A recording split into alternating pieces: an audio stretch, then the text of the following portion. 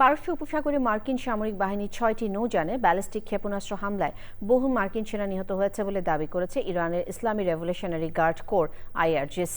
Hormuz প্রণালীকে Trump প্রণালী নামে উল্লেখ করে এটি খুলে না দিলে ইরানের জ্বালানি স্থাপনা ধ্বংসের হুঁশিয়ারি দিয়েছেন মার্কিন প্রেসিডেন্ট ডোনাল্ড ট্রাম্প।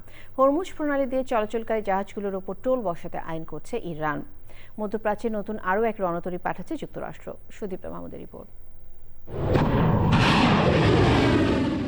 ইরানের ওপর যুক্তরাষ্ট্র ইসরায়েলের চাপিয়ে দেওয়া যুদ্ধের এক মাসের মাথায় পাল্টা হামলা জোরদার করেছে ইরানের ইসলামী বিপ্লবী গার্ড কোর IRGC।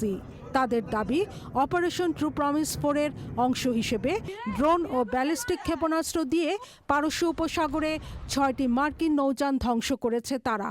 কুয়েতের আল শুখ বন্দর এবং দুবাইয়ের উপকূলীয় এলাকায় এসব হামলায় জাহাজে অবস্থানরত বহু মার্কিন সেনা নিহত হয়েছে বলে জানিয়েছে IRGC।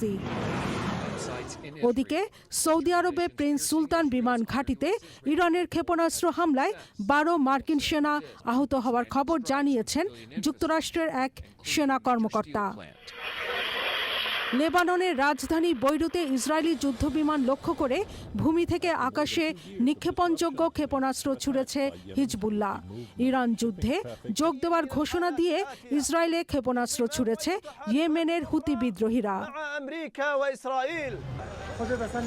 তেহরান সহ ইরানের বিভিন্ন শহরে মার্কিন ইসরায়েলি হামলা অব্যাহত রয়েছে। শনিবার হামলা হয়েছে Iran university of science and technology ক্যাম্পাসে।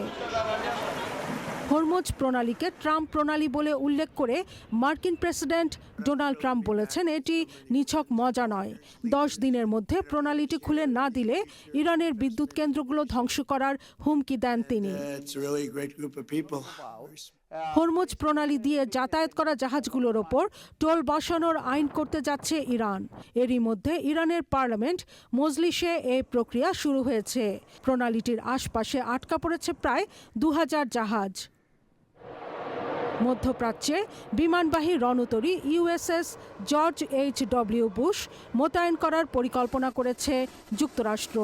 এ বিষয়ে ট্রাম্প বলেন, আঘাত হানার জন্য ইরানে এখনও 3554টি লক্ষ্যবস্তু যুক্তরাষ্ট্রের তালিকায় রয়েছে। সেগুলোতে খুব শিগগিরই হামলা চালানো হবে। Sudipta Mahmud, channel I.